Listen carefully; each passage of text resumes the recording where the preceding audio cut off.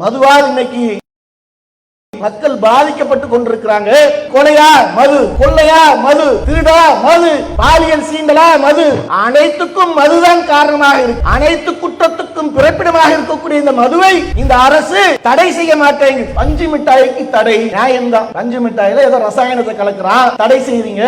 உண்மையிலே நல்ல காரணமாக இருந்தா இந்த மதுவினால என்ன உலகத்துல நன்மையா ஏற்படுது? வேலூர்ல ஒரு தற்கொலை செய்து கொள்றான். கடிதத்தை எழுதி வைத்து தற்கொலை செய்யறான். என்னுடைய தந்தை குடித்து விட்டு தினந்தோறும் வந்து என்னுடைய தாயை அடிப்பது, என்ன அடிப்பது எங்களுக்கு மிகப்பெரிய கொடுமை எடுத்தான். தாங்க முடியல எங்களால. சொன்னோம் குடிய விடுங்க, குடிய விடுங்கள் என்று சொன்னோம். திருந்துற பாடு இல்ல. ஆகையால் நான் தற்கொலை செய்து கொள்ளலாம் என்று முடிவெடுத்து இந்த தற்கொலைக்கு யாரும் காரணம் இல்ல. அப்பாவி பெண். அரசு அதிகாரிகளே, ஆட்சியாளரே யோசிச்சு பாருங்க. அந்த பெண் தற்கொலை செய்து கொண்டாலே அவள் வேண்டுமானால் எழுதி வைத்திருக்கலாம், என்னுடைய தற்கொலைக்கு யாரும் காரணம் இல்ல, இந்த தற்கொலையை பார்த்தால் என்னுடைய தந்தை திருந்தினால் போதும், ஆகையால் நான் தற்கொலை செய்து கொள்றேன் என்று எழுதி வைத்தாலே. அப்படி அல்ல.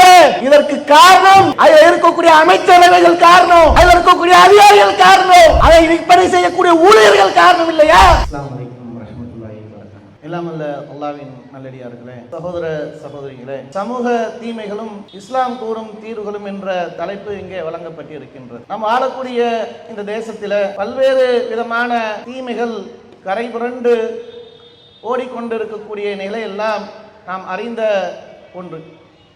அப்படி இருக்கக்கூடிய தீமைகள் பல்வேறு வகையில் மக்களுக்கு பாதிக்கக்கூடிய நிலைகளை கண்கூடாக பார்க்கின்றோம். அதில் மிக கொடுமையான தீமை என்று எடுத்துக்கொண்டால் இந்த தீமை அனைவராலும், அனைத்து பெரியோர்களாலும், குடும்ப உறுப்பினர்களாலும், குடும்ப தலைவர்களாலும், ஊர் தலைவர்களாலும், அனைவராலும் சேர்ந்து இந்த பெண்களுக்கு எதிரான மிகப்பெரிய ஒரு வன்கொடுமை என்று சொல்லும் அளவிற்கு உண்டானதை அனைவருமே சடங்கு சம்பிரதாயத்தை வைத்துக் கொண்டு நடத்தக்கூடிய ஒன்றாக இருக்கின்றது இந்த வரதட்சணை என்ற வன்கொடுமை. இந்த வரதட்சணை கொடுமை என்பது இன்னைக்கு பெண்களுக்கு இழைக்கக்கூடிய மிகப்பெரிய ஒரு அநீதியாக மக்கள் பாதிக்கக்கூடிய நிலையில் இருக்கின்றது. இப்படி இருக்கக்கூடிய இந்த வரதட்சணை என்பது, இதை தடுப்பதற்காக அரசாங்கம் எந்த அளவுக்கு சட்டங்களை ஏற்றிருக்கின்றார்கள் என்றால், இதை தடுப்பதற்குண்டான சட்டங்கள் எல்லாம் அதை அரசு சார்பாக இயற்றப்பட்டிருக்கின்றது. இது இன்று நேற்று அல்ல.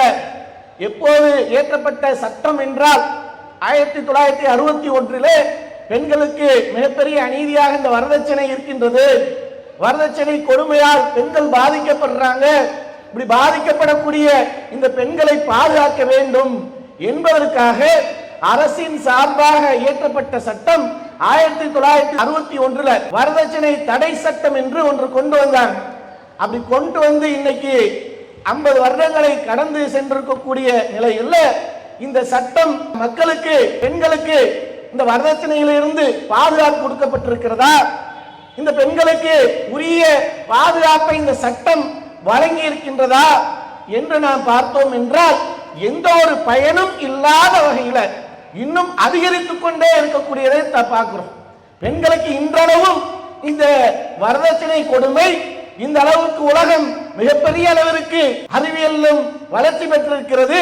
அறிவியல் வளர்ச்சி பெற்றிருந்தாலும், மிகப்பெரிய அறிவியல்ல தெளிவு பெற்றிருந்தாலும், இன்றும் இந்த பெண்களுக்கான கொடுமை இந்த நாட்டிலே நடந்து கொண்டிருக்கா இல்லையா? இழைக்கப்பட்ட அநீதி பெண்களுக்கு, வரதட்சணை என்ற இந்த கொடுமை இன்னைக்கு பெண்களுக்கு பாதிப்பை ஏற்படுத்துதா இல்லையா? இப்படி பாதிப்பை ஏற்படுத்தக்கூடிய நிலையில் எந்த ஒன்றிலையுமே இந்த சட்டம் மனிதர்களால் இயக்கப்பட்டு, அரசால் இயக்கப்பட்ட இந்த சட்டம் ஒரு பாதுகாப்பையும் வழங்காத நிலையை கண்கூடாக பார்க்கிறோம். ஆங்காங்கே தற்கொலை நடக்குது, ஆங்காங்கே மிகப்பெரிய கொடுமை நடக்கின்றது. கோடிகளை கொட்டி கொடுத்து வரதட்சணையின் மூலமாக கொடுத்து திருமணம் முடித்தாலும் அந்த திருமணத்தில் அதன் பிறகாவது ஒரு நிம்மதியான வாழ்க்கையை இந்த பெண்கள் வாழக்கூடிய நிலை இருக்கிறதா? சமீபத்தில் பார்த்தோமே, கேரளா என்ற அந்த மாநிலத்தில் அங்க இருக்கக்கூடிய அவர்களுக்கு அந்த பெண்ணை கெட்டி கொடுக்கிறாங்க. அப்படி கெட்டி கொடுத்து அவர்கள் கேட்ட அனைத்தையுமே கொடுக்கிறாங்க. எவ்வளவு பணம் கொடுக்கணும், எவ்வளவு நகையை கொடுக்கணும், எந்த நகையை கேட்டார்களோ அதையெல்லாம் கொடுத்து அந்த பெண்ணை திருமணம் முடித்து வைக்கிறாங்க. மிகப்பெரிய படிப்பில அறிவியல்ல மிகப்பெரிய அளவுக்கு தேர்ச்சி பெற்றவங்க தான் அந்த மக்கள். இன்னைக்கு கேரளாவில் எடுத்துக்கொண்டா எல்லாம் கிராஜுவேட்டா இருப்பாங்க, படித்தவர்கள், பண்பட்டவர்கள், அறிவியல சிறந்தவர்கள், பக்குவப்பட்ட எல்லாம் சொல்லுவாங்க. ஆனா யார் அரசு ஊழியர்களாக இருக்கிறாங்க, மிகப்பெரிய அளவுக்கு படித்தவர்களாக இருக்கிறாங்க. ஆனால் பெண்களிடத்தில் வாங்கி வரதட்சணை இந்த கொடுமையை செய்யக்கூடாது. அந்த பெண்கள் திருமணத்தின் மூலமாக அனைத்தையும் இழந்துட்டு வராங்களே, ஆண்களை போன்ற அல்ல. பெண்கள் ஒரு குடும்பத்தை இழந்து வராங்க, தாயை இழந்து, தந்தையை இழந்து, அவருடைய சகோதரர்களை இழந்து, அனைவரையும் இழந்து ஒருவருக்காக திருமணம் என்ற அந்த ஒப்பந்தத்தின் மூலமாக அவர் திருமணம் முடித்தால் அந்த திருமணத்திற்கு அப்படி தியாகம் செய்து வரக்கூடிய அந்த பெண்ணுக்கு கொடுக்கணுமா அல்ல அவர்களிடத்திலிருந்து வாங்கணுமா என்ற இந்த அறிவு கூட இல்லை. இந்த பொதுவான செய்தி கூட தெரியாத மக்களாக இருக்கிறாங்களா இல்லையா? அப்படி இருந்து கொடுத்தால் கூட நிறையாமல் போய் திருமணம் முடித்து வாழும் போது அவர்களுக்கு கொடுமை இழைக்கப்படுதா இல்லையா? சமீபத்தில் கள்ளக்குறிச்சி மாவட்டத்தில் ஒரு செய்தியை போட்டு அந்த பெண்மணி பச்சிளம் குழந்தையை விட்டு தூக்கு போட்டு தற்கொலை செய்து கொண்டாள். என்ன காரணம்? அதுவும் இதே வரதட்சணை கொடுமைதான். வரதட்சணை கேட்டு மிகப்பெரிய ஒரு பாதிப்பால் அந்த தாய், அந்த பெண்ணுடைய தாய் அழுகிறா. முதல்வரே, எனக்கு என்னுடைய மகளுக்கு ஏற்பட்ட இந்த அநீதிக்கு தீர்வு சொல்லுங்க நீங்க. முதல்வரே, உங்களுக்கு காது கேட்கலையா என்றெல்லாம் அந்த வீடியோ எந்த அளவுக்கு மக்களிடத்தில், சமூக மக்களிடத்தில் வைரலாக செய்தி சென்றடைந்தது. இப்படிப்பட்ட அநீதிகளை பார்த்து கூட இந்த சமூகத்தில் திருந்தாத ஜென்மங்கள் எல்லாம் இருக்கு. அவர்களிடத்தில் வாங்கக்கூடியவர்களாக இருக்கிறாங்க. ஒரு பெண்ணிடத்தில் வாங்கக்கூடியது ஒரு ஆண்மைக்கு அழகா இருக்குமா? ஆண் கொடுக்கக்கூடியவனா இல்ல வாங்கக்கூடியவனா? இந்த பொது அறிவு கூட இல்லையே. இன்னைக்கு அந்த அளவுக்கு மக்களுக்கு மத்தியில அறியாமையில இந்த சமூகம் இந்த தீமையில மூழ்கி கிடக்குது. அப்படி இருந்து இந்த சட்டம், அரசு போட்டிருக்கக்கூடிய சட்டம் எந்த இடத்திலேயாவது இதை தடை செய்திருக்கா? பாதிக்கப்பட்டு அதற்காக ஒரு வழக்கு தொடுக்கப்பட்டால் அதான் 20 வருஷம் வழக்காக நடத்துவாங்க, 30 வருஷம் வழக்காக நடத்துவாங்க. எப்படி ஒரு எம்எல்ஏ இவருடைய பதவி செல்லாது, இவர் வெற்றி செல்லாது என்று ஒரு எம்எல்ஏவுக்கு வழக்கு போட்டா இவர் ஏமாற்றி வெற்றி பெற்று விட்டார், இந்த எம்எல்ஏ பதவியை இவர்கிட்ட இருந்து பறிக்கணும் அப்படின்னு வழக்கு போடுவாங்க. வழக்கு போட்டா என்ன ஆகும் அப்படின்னு சொன்னா, அவர் அந்த எம்எல்ஏ பதவி எல்லாம் நிறைவு செய்துவிட்டு அடுத்து 2வது பதவிக்கு போட்டியிடக்கூடிய நெருக்கத்துல தீர்ப்பு வழங்குவாங்க. இவருடைய இந்த வெற்றி செல்லாது.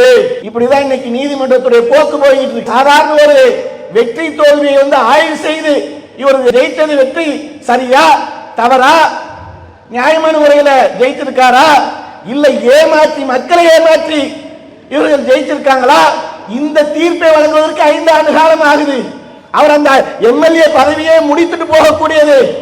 வரதட்சணைக்காக என்னை கொடுமைப்படுத்துறாங்க, இந்த குடும்பம் எங்களை சித்திரவதை பண்ணுது என்று நீதிமன்றத்தை நாடுனா அந்த பெண் கிளவியானதான் இங்க தீர்ப்பு வரும்.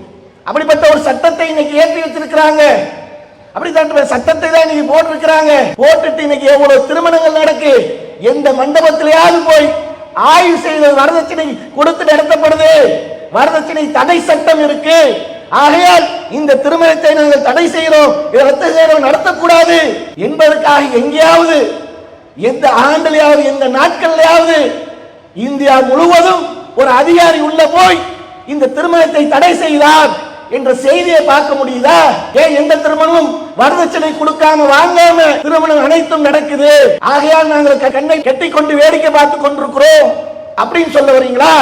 ஆனா அது இன்னொரு சட்டமும் இருக்கு. என்ன சட்டம்? குழந்தை திருமணத்தை தடை செய்யும் சட்டம். அப்படிப்பட்ட ஒரு சட்டத்துல ஒரு 17 வயசு நிரம்பிச்சுன்னு வைங்க, அந்த திருமணம் நடைபெற்றதாக இருந்தா உடனடியாக அதிகாரிகள் உள்ளே புகுந்துருவாங்க. உள்ளே புகுந்து இது குழந்தை திருமணம் நடக்குது, அந்த குழந்தையை நாங்க காப்பகத்துக்கு கொண்டு போயிடுறோம், நீங்க இந்த திருமணத்தை நடத்தக்கூடாது, இந்த திருமணத்தை நாங்கள் தடை செய்கிறோம். குழந்தை திருமணம் தடை சட்டம் நாட்டில் அமலுக்கு இருக்கு. ஆகையால் திருமணத்தை தடை செய்கிறோம் சொல்றீங்கல்ல அதிகாரிகள், இந்த சட்டம் இருக்கிறது சரிதான், குழந்தை திருமணம் சட்டம் இருக்கு, அதற்காக நாங்கள் தடை செய்கிறோம், அதை தடை செய்வது எங்களுக்குரிய வேலை சரிதான்.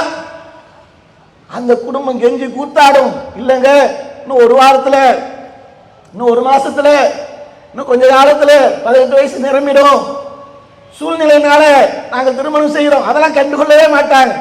அது ஒரு வாரம் இருக்கட்டும், ஒரு மாசம் இருக்கட்டும், உள்ளே பூந்து இருக்கக்கூடிய கூட்டத்தில் பெரிய ரகளை பண்ணி அந்த பெண்ணை வந்து ஹோம கூட்டு போயிடுறாங்க, காப்பகத்துக்கு கூட்டு போய் அதன் பிறகு வழக்கு போட்டு பல பேருக்கு மேல வழக்கு போட்டிருக்காங்க. இந்த செய்தி நம்ம கேட்டிருக்கிறோமா இல்லையா? இந்த செய்தியை எவ்வளவு செய்தியை பார்த்திருக்கிறோம் நம்ம. அதுலயும் இந்த இஸ்லாமியர்கள் வந்து விட்டால் இதுல போய் உள்ள புகுந்து ரகலை பண்றதெல்லாம் இவர்களுக்கு கை வந்த கலை. ஏன்? அதுக்கு குழந்தை திருமண தடை சட்டம் இருக்கு, சட்டத்தின் அடிப்படையில் தான் நாங்கள் செயலாற்றோம்.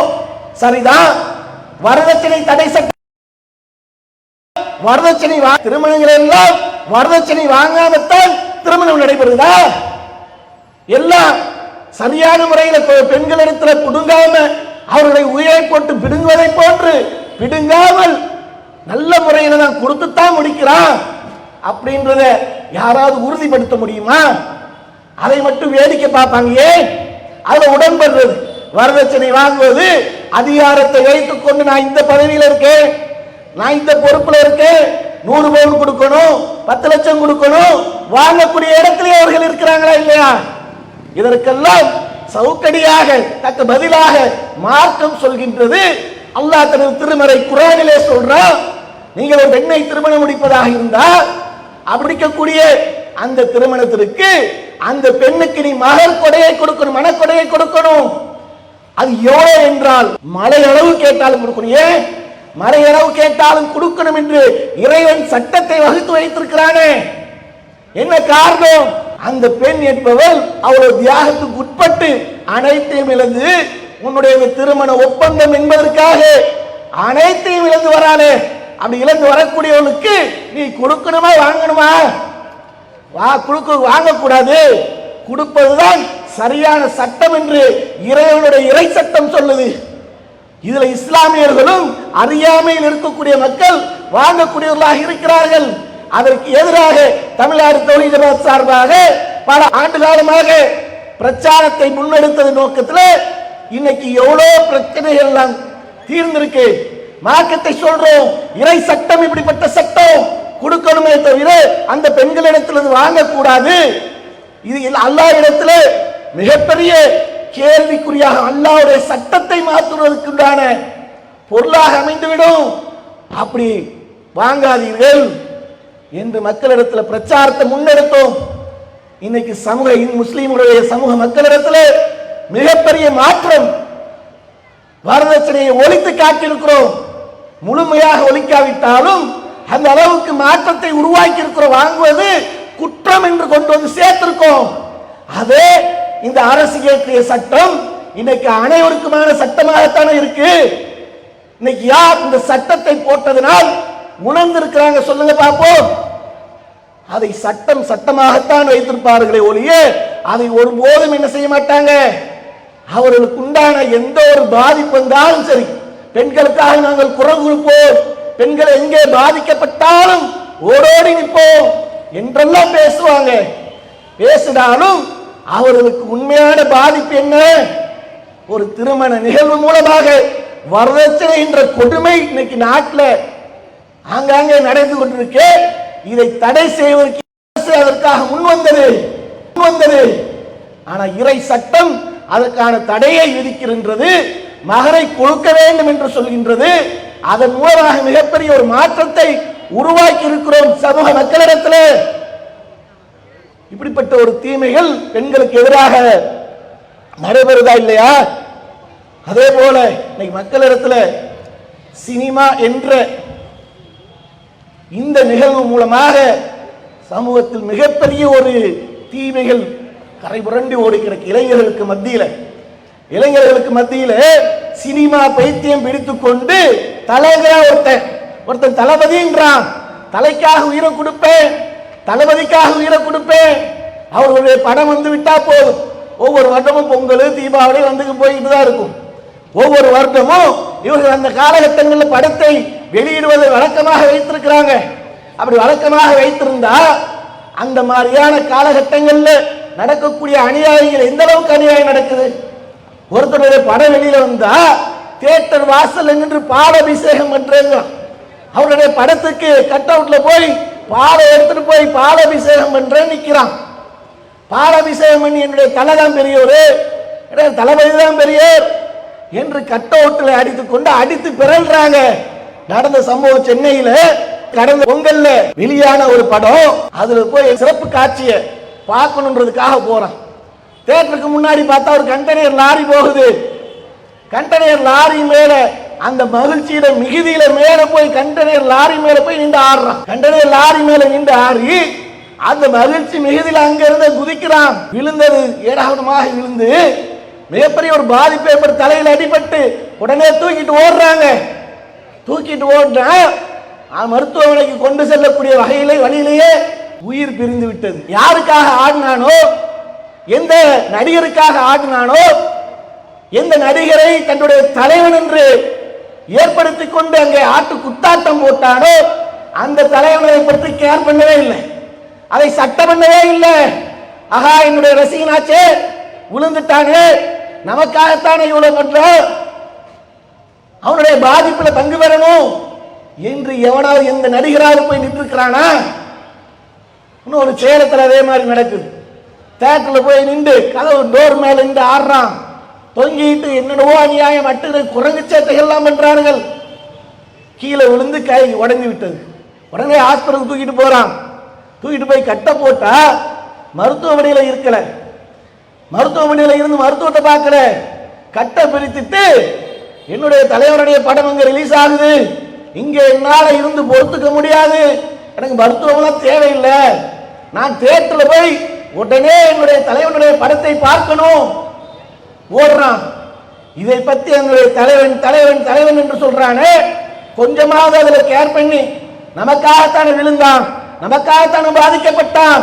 இப்படிப்பட்ட அந்த சினிமா உலகில் இருக்கக்கூடிய அந்த மாயை பார்த்து சினிமாவில் பறந்து பறந்து அடிப்பாங்க, பாதிக்கப்பட்டா முன்னாடி நிற்பாங்களே, இதையெல்லாம் கண்டுகொண்டு அவர்கள் என்ன நினைக்கிறாங்கன்னா, உண்மையிலேயே அவர்கள் எல்லாம் பாதிக்கப்பட்டா முன்னாடி நிற்பாங்க, உண்மையிலேயே பாதிக்கப்பட்டா ஹீரோஸ் வந்து பறந்து வந்து காப்பாற்றுவார் என்றால் நினைக்கிறான்.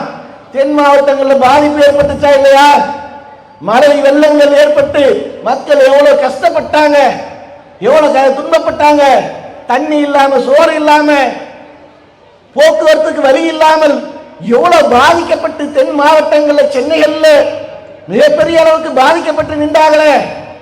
இளைஞர்கள் புரிந்து கொள்ளணும், இந்த மாதிரியான காலகட்டத்தில் தான் உண்மையிலேயே நீ தலைவன் என்று யாரை ஏற்றுக்கொண்டாயோ அவன் களத்தில் இறங்கி வேலை செஞ்சானா, மக்களுக்கு உண்டான மதிப்பை கொடுத்தானா, பாதிப்புக்கு உண்டான நேரத்தில் உதவி செய்தானா என்று அறிந்து சிந்திக்கக்கூடிய சமுதாயமாக இருக்கணும்.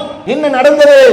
பாதிக்கப்பட்டு ஊரெல்லாம் தண்ணி சுற்றி தண்ணியாக இருக்கு, ஆனா குடிக்கிறதுக்கு தண்ணி இல்லை, குடிக்க முடியாத தண்ணியாக இருக்கு. உணவு இல்லை, அங்க மின்சாரம் இல்லை, பிள்ளைகளை பாதுகாத்துக் கொண்டிருக்கக்கூடிய சூழல் இல்லை. இங்க என்ன நடந்தது? தண்ணி எல்லாம் வடிஞ்ச பிறகு யாரை இவர்கள் தலைவர் என்று ஹீரோ என்று ஏற்றுக்கொண்டார்களோ ஒரு மண்டபத்தை வாடகைக்கு பிடித்து அந்த போட்டோவை கொண்டு வந்து வச்சுக்கிட்டு சாப்பாடு போடுறாங்களா? யார் சாப்பாடு போடுறா? ஹீரோ சாப்பாடு போடுறார். யாரு? போட்டோ சாப்பாடு போடுற இடத்துக்கு கூட பாதிக்கப்பட்ட மக்களை எட்டி பார்க்காத தலைவனா? இவர்களைத்தான் நீங்கள் இளைஞர்கள் தலைவன் ஹீரோ தளபதி எல்லாம் சொல்லி புகழணுமா? அவர்களுக்காக உங்களுடைய உயிரை இழக்கிறதுக்குண்டான நிலை ஏற்படணுமா? சிந்திக்க மாட்டீர்களா? வராங்க. இதுல யாருன்னா, வரும்போது எழுத்து பிழையோட ஒரு கட்சி ஆரம்பிச்சாரு. எழுத்து பிழையோட கட்சி ஆரம்பிச்சவரு வராரு போட்டோவை எடுத்துக்கிட்டு. இப்ப கூட பார்க்க தெரியல அவங்களுக்கு, இளைஞர்களுக்கு. ஏன்னா பாதிக்கப்பட்ட படத்துல பார்த்தா இங்கேயும் அங்கேயும் குரங்கு மாதிரி தாவி மக்களை காப்பாத்தின ஹீரோ, ரோடு பெயர்ந்து மக்கள் அங்கிருந்து இங்க வர முடியல, இங்கிருந்து அங்க போக முடியல, உணவை எடுத்துட்டு போக முடியல, தண்ணியை எடுத்துட்டு போக முடியல. அந்த ஹீரோ இப்படி தாவி போக வேண்டியதானே? எவ்வளவு படத்துல சீன்லாம் காட்டியிருப்பார், எவ்வளவு பாதிப்பு. அப்படி இங்க இருந்து பறந்து போறது 10 கிலோமீட்டர் எல்லாம் போற வழியிலேயே பிள்ளைகளை காப்பாத்துறது பைக்கில் பறந்துகிட்டு. அந்த ஹீரோஸ் எங்க போச்சு? உண்மையிலே பாதிக்கப்பட்ட இடத்துல அந்த ஹீரோக்கள் வந்து நின்றாங்களா? இல்லையே. அப்படி இல்லாத ஒரு நிலையில் இவர்களை நம்பி இந்த சமுதாயம் சீர்கெட்டு போகக்கூடிய சூழ்நிலைகளை பார்க்கிறோம். இப்படி இளைஞர்கள் சினிமாவால் சீர்கிடக்கூடியது இதிலிருந்து இந்த மாதிரியான மக்களை பார்த்து சிந்தித்து அவளை தெளிவு பெற்று வெளியே வரணும். ஹீரோக்கள் என்றால் யார்? உண்மையிலே மக்கள் பாதிக்கும் போது அவனுக்கு ஓடோடி உதவி செய்யறானே அவர்தான் உண்மையான ஹீரோ. அந்த ஹீரோக்களை உருவாக்கி இருக்கக்கூடியது உலக ஹீரோக்களாக இருக்கக்கூடிய நபிகள் நாயகம் ஸல்லல்லாஹு அலைஹி வஸல்லம் உருவாக்கி இருக்காங்க. பாதிக்கப்படுறாங்க, பாதிக்கப்படக்கூடிய இடத்துக்கு விரைந்து ஓடுறார்கள் இஸ்லாமியர்கள். என்ன காரணம்? மக்கள் எல்லாம் அவருடைய தேவையை பூர்த்தி செய்து கொண்டு இந்த உலகம் இயங்கிக் கொண்டிருக்கு, அவருடைய தேவைக்காக ஓடாடி கொண்டிருக்கு. இஸ்லாமியர்கள் ஓடுறார்கள் என்றால் என்ன காரணம்? அந்த இறை தூதர் போதித்த அந்த போதனை எந்த மக்கள் பாதிக்கப்பட்டாலும் அவர்களுக்கு ஓடோடி உதவி செய்ய வேண்டும் என்ற சிந்தனையை ஊட்டிய காரணத்தினால் தென் மாவட்டங்களில் சென்னை பகுதிகளில் எங்க பாதிக்கப்பட்டாலும் மக்கள் ஓடி நிற்கிறாங்களே. இப்படி எந்த போதனை செய்தாலோ அவர்தான் உண்மையான ஹீரோ. அப்படிப்பட்ட போதனையை எடுத்துக்கொண்டு செயல்படணும். அதை விட்டு விட்டு இன்னைக்கு இளைஞர்கள் சினிமாவோட சீர்கெட்டு வழிகெட்டு போயிட்டு இருக்கிறாங்க. அதே மாதிரி இன்னைக்கு பார்த்தீர்கள் என்றால் அரசே தலைமையேற்று நடத்தக்கூடிய ஒன்று. தீமைக்கெல்லாம் பிறப்பிடம் முதலிடம் கொடுப்பதாக இருந்தால் இந்த ஒன்று கொடுக்கலாம். மதுவால் இன்னைக்கு எந்த அளவுக்கு மக்கள் பாதிக்கப்பட்டு கொண்டிருக்கிறாங்க. மதுவினால் இன்னைக்கு எவ்வளவு சீர்கேடு மக்களுக்கு மத்தியில பல்வேறு பிரச்சனைகள் ஏற்படுது.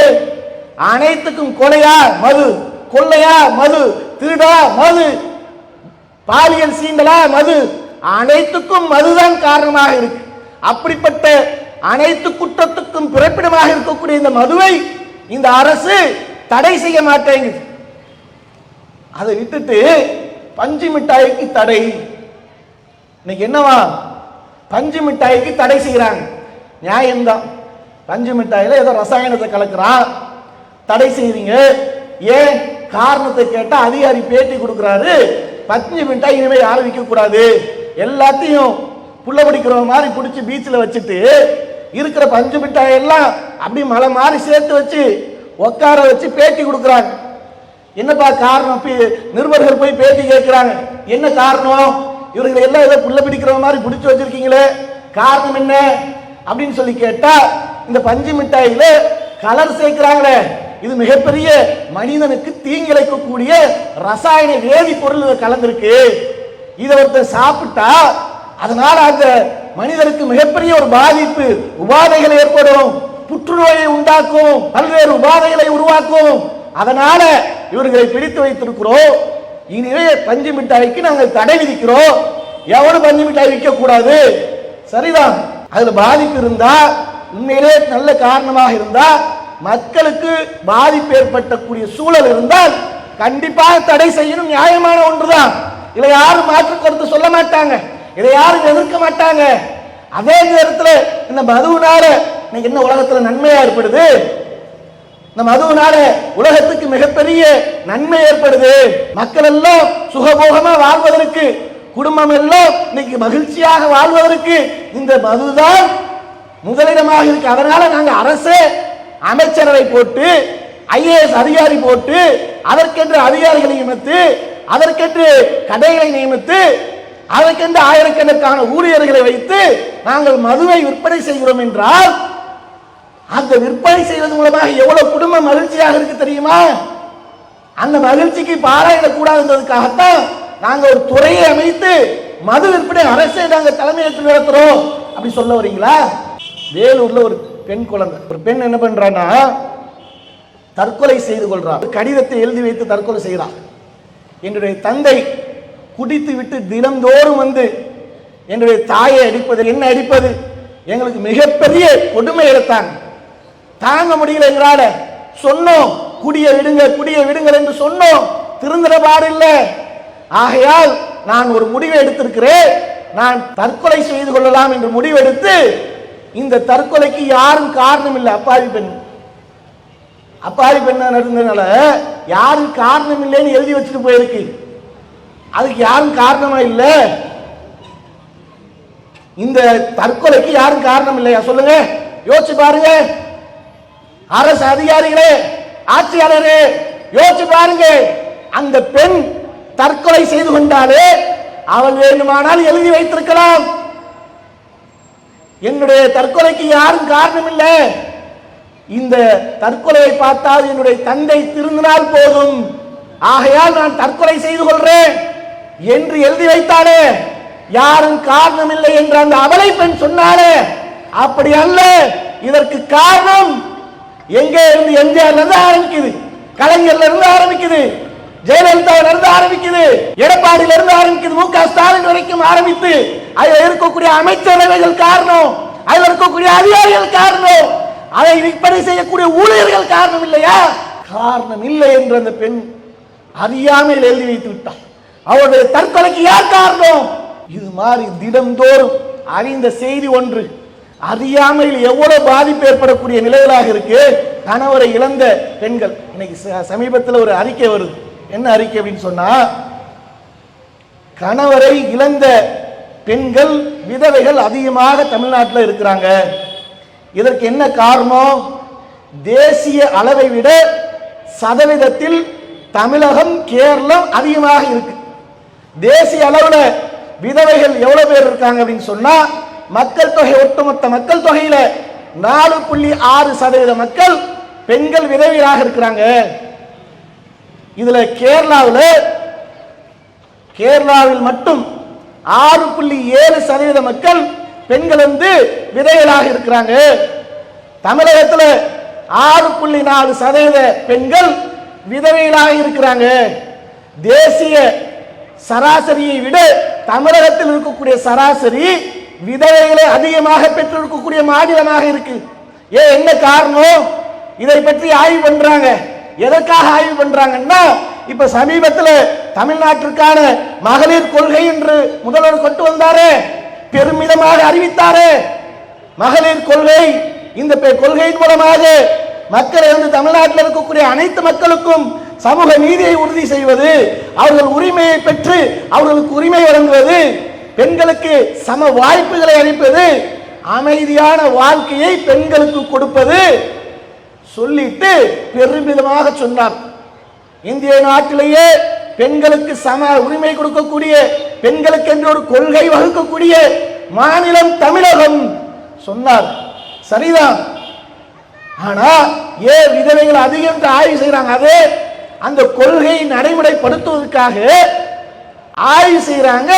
விதவைகள் 6.4% இருக்காங்க. காரணம் என்ன? முதன்மையான காரணம், மதுவினால் கணவரை இழந்த பெண்கள் அதிகம், விபத்தினால் கணவனை இழந்த பெண்கள், அதனால் ஏற்படக்கூடிய பாதிப்பு, தற்கொலையினால் ஏற்படக்கூடிய பாதிப்பு, இந்த புற சூழலால் கணவனை இழந்து இன்னைக்கு விதவையாக இருக்கிறாங்க. முதன்மையாக இருக்கக்கூடிய அந்த ஆய்வறிக்கையில் சொல்லக்கூடியது என்ன? மதுவினால் அதிகமாக பெண்கள் விதவையாகிறாங்க. அப்படி ஆய்வு பண்ணி அவர்களே சொல்லிட்டு சொல்றாங்க, பெண்களுக்கெல்லாம் அமைதியான வாழ்க்கையை ஏற்படுத்துவதுதான் இந்த அரசுடைய நோக்கம். உண்மையிலேயே அந்த நோக்கம் அரசுக்கு இருந்தா முதல்ல எதை செய்திருக்கணும்? ஆய்வை பார்த்து அதிர்ச்சி அடைந்து உடனடியாக மதுவை நாம் தடை செய்யணும்.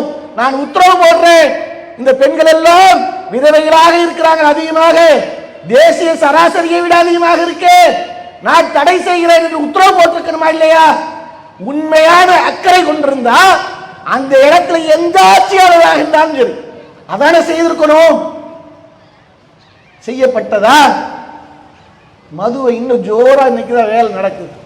ஒவ்வொரு பண்டிகைக்கும் பண்டிகை காலங்களிலும் திட்டமிட்டு அதை இன்னும் எந்தெந்த வகையெல்லாம் கொண்டு போகலாம். அமைச்சர் பேட்டி கொடுக்கிறார். புதுசா ஒரு அமைச்சர் வந்த உடனே பேட்டி கொடுக்கிறாரு, நாங்க டெட்ரா பாட்டில் கொண்டு வந்துடலாம் இருக்கிறோம். பாட்டெல்லாம் அவங்களுக்கு உடஞ்சி பாதிப்பு ஏற்படுது, வாங்கி பதுக்கி பாக்கெட்ல கொண்டு போறாங்கல்ல, அப்படி போகும்போது அந்த பாட்டில் உடஞ்சி பாதிக்கப்படுது. அந்த பாதிப்பு இல்லாம அந்த குடிகாரர்களுக்கு டெட்ரா பாக் கொண்டு வராங்க. அட்டை பெட்டியில இந்த மாசா கொண்டு வராங்க இல்லைங்க, மாசா பாக்கெட் எதுல வருது? அட்டை பெட்டியில வருது. அந்த மாதிரி பாக்கெட்ல நாங்கள் சாராயத்தை கொண்டு வரலாம் என்று ஆய்வு செய்து கொண்டிருக்கிறோம். அதை இன்னும் அது விரிவுபடுத்துறதுக்குண்டான வேலைகள் நடந்துகிட்டு இருக்கு. இன்னைக்கு அமைச்சர் பேசுறார். அமைச்சர் பேசக்கூடிய நிலை, இருவர் கேட்கிறாங்க, குடியாரர்களுக்கு இது என்ன குடியாரர் சொல்லாதீங்க, மது விரும்பி சொல்லுங்க. இன்னைக்கு ஊடகம் அப்படித்தான் போட்டுக்கிட்டு இருக்கு. இன்னைக்கு ஊடகமும் குடியாரன்னு சொல்லக்கூடாதான். குடியாரன்னு சொல்லிடாதீங்க. ஏன் நாட்டுக்கு ரொம்ப முக்கியமான விஐபி இல்ல அவரு. குடியாரன்னு சொல்லக்கூடாது, மது விரும்பி இப்படின்னு இன்னைக்கு போயிட்டு இருக்கு. அதை இஸ்லாமியர் என்ன தீவிரவாதின்னு சொன்னா அதுக்கு மேல போகும். இஸ்லாமியர் ஒரு பக்கம் மக்களுக்காக பாடுபடுறான், அவனை தீவிரவாதி போட்டா அதெல்லாம் போடு, தீவிரவாதின்னு போடு, அதெல்லாம் எந்த பிரச்சனையும் இல்லை, பாதிப்பு இல்லை. ஆனா குடியாரனுக்கு அப்படி ஒரு பேரை கொடுத்துறாதீங்க, குடிகாரன் சொல்லாதீங்க. எந்த அளவுக்கு இன்னைக்கு இந்த சமூகம் சென்று கொண்டிருக்கு. முதன்மையாக செய்யக்கூடிய இந்த மதுவை தடை செய்யணும். அது எந்த அரசு வந்தாலும் சரி, இதற்கு விதிவிலக்கு இல்லாமல் அந்த மதுவை ஊக்கப்படுத்திக் கொண்டு எப்படி அடுத்த கட்டத்துக்கு கொண்டு போகலாம் என்று இருக்கிறாங்க. மதுவுடைய தீமையை அறிந்திருந்தும் அறியாததை போன்று நடித்துக் கொண்டிருக்கக்கூடிய இந்த ஆட்சியாளர்கள் இவர்களுக்கு தக்க பாடத்தை கண்டிப்பாக புகட்ட வேண்டும். இன்னைக்கு பார்த்தீர்கள் என்றால் அரசு செய்யக்கூடிய அநியாயம் ஒன்றல்ல ரெண்டல்ல, மக்களுக்கு தீமை இழைக்கக்கூடியதாக இருக்கக்கூடாது. ஆட்சியாளர்கள் அரசு அப்படி இருக்கக்கூடாது. எப்படிப்பட்ட ஒன்றாக இருக்க வேண்டும் என்றால் மக்களுக்கு நலன் பயக்கக்கூடிய ஒன்றாக இருக்கணும். ஆனா என்ன நடக்குது? இதே மதுரையில என்ன நடந்தது? சில மாதங்களுக்கு முன்பா ஹாப்பி ஸ்ட்ரீட் யார் நடத்தினார்? மதுரை மாநகராட்சி சார்பாக ஹாப்பி ஸ்ட்ரீட் நடத்துறோம். அந்த ஹாப்பி ஸ்ட்ரீட்னால என்ன நோக்கம்? அதனால என்ன மக்களுக்கு நலன்? ஹாப்பி ஸ்ட்ரீட் நடத்துறோம், இப்படி நடத்துறதுனால மக்களுக்கு இந்த அளவுக்கு நன்மை இருக்கு, ஏதாவது விளக்கம் கொடுக்க முடியுமா அவங்களால? மக்களுடைய உரிமையை, மக்களுடைய பாதிப்பை கொண்டு போய் சேர்க்கக்கூடிய வகையில் ஏதாவது ஆர்ப்பாட்டம், போராட்டம், பொதுக்கூட்டம் அனுமதி கேட்டா நெருக்கடி கொடுக்கிறது, இங்க போடாத அங்க போடாதன்னு. அதே ஹாப்பி ஸ்ட்ரீட்னால ஏற்பட்ட பாதிப்பு எந்த அளவுக்கு இருந்தது? ஹாப்பி ஸ்ட்ரீட்னு மாநகராட்சி சார்பாக தலைமையேற்று நடத்துறாங்க. அதுல பிஜிஎம் வைத்து நடிகர் எல்லாம் கூத்தாடி மேடைகள்ல எவ்வளவு பாதிப்பு ஏற்பட்டது, மக்கள் போக்குவரத்துக்கு இடையூறு ஆகிறது. சரி, அதையால் ஆண்கள் பெண்கள் எல்லாம் ஒன்றாக குவித்துக் கொண்டு அங்கே எவ்வளவு பாலியல் சீட்டல், இது என்ன சமூகத்திற்கு நன்மை தரக்கூடியதா? ஹாப்பி ஸ்ட்ரீட் சொல்லி வெஸ்டர்ன் கலாச்சாரத்தை இங்க கொண்டு வர பாக்குறீங்களே. இன்னைக்கு உங்களுக்கு எதிராக, மாநகராட்சிக்கு எதிராக ஒவ்வொரு பகுதியிலையும் மக்கள் கோரிக்கை வைக்கிறாங்களே, ரோடு சரியில்லை, நோய் தொற்று வரக்கூடிய வகையில வரக்கூடிய நிலையில இருக்கு என்று முற்றுகையிட்டாங்களா இல்லையா? நேற்று மதுரை மாநகராட்சிக்கு எதிராக முற்றுகை போராட்டம் நடந்தது. ஏன்? காவாய் அடைத்திருக்கு, நோய் பரவக்கூடிய அபாயம் இருக்கு, அதை கவனிக்கணும், அதை கவனிக்கலாம் நேரம் இல்லை. ஹாப்பி ஸ்ட்ரீட் நடத்துறதுக்கு நேரம் இருக்கா உங்களுக்கு? அதுல சமூகத்துக்கு என்ன சொல்ல வரீங்க? மக்களை நல்வழிப்படுத்துவதற்கும் மக்களுக்கு நல்லதை சொல்வதற்கும் அரசு இருக்கணும், அரசு சார்ந்த கொள்கை திட்டம் இருக்கணும். அது அல்லாம ஹாப்பி ஸ்ட்ரீட் நடத்துறதுனால எவ்வளவு அநியாயங்கள் அங்கு தண்ணி பகல்லையே காலையில 7ல இருந்து 10 மணிக்கு நடக்கும் என்று சொல்றாங்க. காலையில 7 மணிக்கே குடித்து விட்டு கும்மாரம் அடித்த இளைஞர்கள் எவ்வளவு பேர், பெரியவர்கள் எத்தனை பேர்? அந்த குடித்து விட்டு அந்த பெண்களுக்கு பாலியல் சீண்டல் கொடுத்து தொல்லைப்படுத்தப்பட்ட எவ்வளவு பாதிப்பு ஏற்பட்டது. இதெல்லாம் அரசு செய்யக்கூடிய செயலா? நன்மை செய்துக்குத்தான் இருக்கணுமே ஒழிய சமூகத்தில் தீமைக்கு பஞ்சம் இல்லாமல் நிறைய கொட்டி கிடக்கு. இளைஞர்கள் வழிகட்டு கிடக்கா, மக்கள் வழிகட்டுக்கு பக்கம் போறாங்க. அவர்களை மீட்டெடுக்கணுமே ஒழிய அதை விட்டு விட்டு ஊக்கம் அளிக்கக்கூடிய வகையில் தெருவில் கூத்தடிக்கக்கூடிய நிலையை அரசு சார்பாக செலவு செய்து நடத்தக்கூடிய அவலம் தேவையா இதெல்லாம்? அதே மாதிரி பார்த்தீர்கள் என்றால் இன்னைக்கு பிள்ளைகளுக்கு செல்போன்களை வாங்கி கொடுக்குறாங்க. செல்போனை வாங்கி கொடுக்கக்கூடிய பெற்றோர்கள் நம்ம கண்காணிக்கிறோமா? பிள்ளைகளுக்கு செல்போன் தேவைக்கு வாங்கி கொடுத்துட்றோம். அப்படி வாங்கி கொடுக்கக்கூடியவர்கள் அந்த பெற்றோர்கள் அந்த பிள்ளையை சரியான முறையில் கண்காணிக்கிறோம். என்ன தேவைக்காக வாங்கி கொடுக்குறோம்? அந்த செல்போனுடைய அவசியம் என்ன, அதனுடைய தேவைகள் என்ன, அதை சரியாக அவன் பயன்படுத்துறானா என்று பாருங்க. அதெல்லாம் இல்லை. ஒரு ஆய்வுல சொல்றாங்க, 52% இளைஞர்கள் செல்போனை சாட்டிங்க்கு தான் பயன்படுத்துறான். வாங்கி கொடுக்கக்கூடிய அந்த செல்போனை 52% மக்கள் சாட்டிங்காக மட்டுமே பயன்படுத்தக்கூடிய நிலை. மீதமுள்ள மக்கள்ல பார்த்தீர்கள் என்றால் game, PUBG game, free fire game, பப்ஜியை தடை செய்யறேங்கிறாங்க. தடைக்கெல்லாம் எந்த குறையும் இருக்காது. அதை சரியா கண்காணித்து அமல்படுத்துறார்கள் தான் பிரச்சனை. பப்ஜிக்கு தடை போட்டாச்சுல, இன்னைக்கு பப்ஜி கேம் இல்லாம இருக்கா? வேற ரூட்ல வரான். ஃப்ரீ ஃபயர், பப்ஜி 2 ரூட்ல இன்னைக்கு அதே கேம் நடக்குது. இரவு நேரத்தில் நம்ம வண்டி எடுத்துட்டு போக முடியல. திடீர்னு பார்த்தா ஒரு இளைஞர்கள் கூட்டம் 4-5 பேர் இருப்பான். திடீர்னு அவரை சுடுறாங்க, அவனை ஓட விடுறாங்க. என்னடான்னு பார்த்தா கேம்ல உட்காந்துட்டு சுடுறாங்களாம், ஓட விடுறாங்களாம். அங்க போகக்கூடிய முதியோர்கள் சிறியவர்கள் பயந்து பதட்டம் அடைஞ்சு யாரா அது அப்படின்னு பயப்படக்கூடிய நிலை. என்ன கேம் விளையாடிக்கிட்டு இருக்கிறாங்க. பெற்றோர்கள் இதை வாங்கி கொடுத்து கற்றலுக்காக வாங்கி கொடுக்கணுமே ஒழிய, அது ஒரு கல்விக்காக வாங்கி கொடுக்கணுமே ஒழிய, அந்த தேவைக்காக நீங்க வாங்கி கொடுத்திருந்தா அதை உண்மையிலே அதற்காக அவன் பயன்படுத்துறானா இல்ல வேற எதுக்கும் பயன்படுத்துறானா? கேம் விளையாடிட்டு அந்த கேம் விளையாடல அடிமையாகி அடிமையிலிருந்து மீட்க முடியாம இன்னைக்கு எவ்வளவு பெற்றோர்கள் தவித்துக் கொண்டிருக்கிறாங்க. ஏன் அந்த நிலைக்கு போகணும்? செல்போன் சிறிய வயதில் தேவையா? சின்ன குழந்தைக்கு கூட இன்னைக்கு என்ன பண்றாங்க? செல்போனை காட்டி தான் உணவு ஊட்டுறது. ஆரம்பத்தில் யாரையாவது அந்த மாமா வந்துட்டு இருப்பார், அந்த மாமாட்ட பிடிச்சி கொடுத்துருவேன், இந்த மாமாட்ட பிடிச்சி கொடுத்துருவேன். யாரையாவது சொல்றது வாப்பாவை காட்டி கூட அவர்கிட்ட பிடிச்சி கொடுத்துருவேங்கிறது பயமுறுத்துறதுக்காக. வாப்பாவை பார்த்துட்டு அவர் டெரரிஸ்ட் மாதிரி காட்டுறது, எதையாவது காட்டி உணவு ஊட்டணும்னு நோக்கம். அங்கே பாரு, அந்த வானத்தை பாரு, மலையை பாரு, மரத்தை பாரு, இப்படி உணவு ஊட்டி கொண்டிருந்த காலகட்டம் போய் இன்னைக்கு என்ன வந்துருச்சுன்னா செல்போனை எடுத்து கொடுத்து சாப்பிடு. சின்ன பிள்ளையிலேயே செல்போனை கொடுத்து எவ்வளோ பாதிப்பு ஏற்படுது. அந்த செல்போன் இல்லைன்னா அவன் இருக்க மாட்டேங்கிறான். சின்ன கை குழந்தை செல்போன் இல்லைன்னா இருக்க மாட்டேங்கிறான். இருக்கிற பாக்கெட்டில் எடுத்துட்டு வந்து அதனால எவ்வளோ நஷ்டம் ஏற்படுது. ஒவ்வொரு பெற்றோர்கள் உணர்ந்திருப்போம். 10 டிஸ்பிளே உடைச்சிட்டாங்க, இது 11வது டிஸ்பிளே. அது பெருமையாக வேற சொல்றது. ஏன் என் பிள்ளை 10 டிஸ்பிளே உடைச்சிட்டான், இது பெருமையா? இது சந்தோஷப்படக்கூடிய ஒன்றா? இப்படி இன்னைக்கு பெற்றோர்கள் இந்த அளவுக்கு பிள்ளைகளை வழிகெடுக்கிறதுக்கு உண்டான நிலையை அதை கண்டம் காணாம செல்போன்கள் மூலமாக அவர்கள் அதில் என்ன செய்யறாங்க, என்ன பண்றாங்க என்பதை கூட கண்காணிக்காம அது ஒரு கட்டத்தில் அவன் அடிமையாகி அதிலிருந்து மீட்டெடுக்க முடியாம நடந்த சம்பவங்கள் ஊடகங்கள்ல பார்க்கிறோமே. கேம் விடாததுக்கு அந்த பெற்றோர்கள் தடை செய்தார்கள் என்பதற்காக தந்தையை கொலை செய்திருக்கிறான், தாயை கொலை செய்திருக்கிறான். போய் பார்த்தா காவல்துறை நிற்கிறாங்க, போய் நின்றுட்டு அவன்கிட்ட பேசுறாங்க, கொஞ்ச நேரம் இருங்க கேம் விளையாடிட்டு வராங்க. அந்த அளவுக்கு அந்த கேம்ல அடிமையாகிட்டு இருக்கான். இப்போ இதெல்லாம் சமூகத்தில் எவ்வளவு பெரிய சீர்கேடாக இருக்கு. நம்மளுக்கு மார்க்கம் அடங்கி இருக்கக்கூடியது என்ன? இந்த உலகத்தில் வாழக்கூடிய ஒவ்வொன்றும் நேரம் அருட்கொடை. யாருக்கு எந்த நேரத்தில் நமக்கு மரணம் என்பது தெரியாது.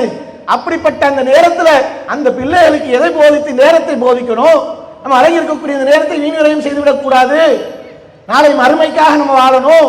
அல்லாஹ்வுடைய அச்சத்தை போதித்து, அல்லாஹ்வுடைய அந்த மார்க்கத்தில் இருக்கக்கூடிய கொள்கையை போதித்து, இந்த உலகம் என்பது நமக்கு அற்பமானதுதான், மறுமை வாழ்க்கை தான் நமக்கு நிரந்தரமானது.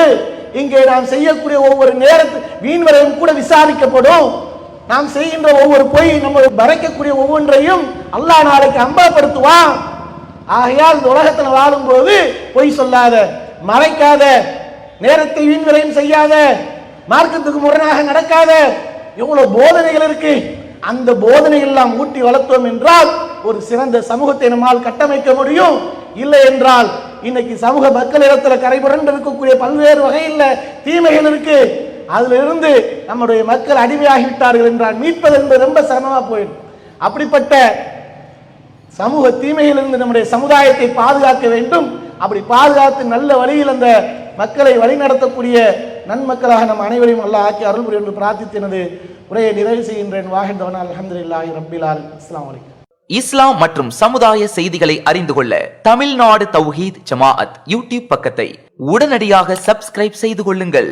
மேலும் பெல் பட்டனையும் கிளிக் செய்து கொள்ளுங்கள்.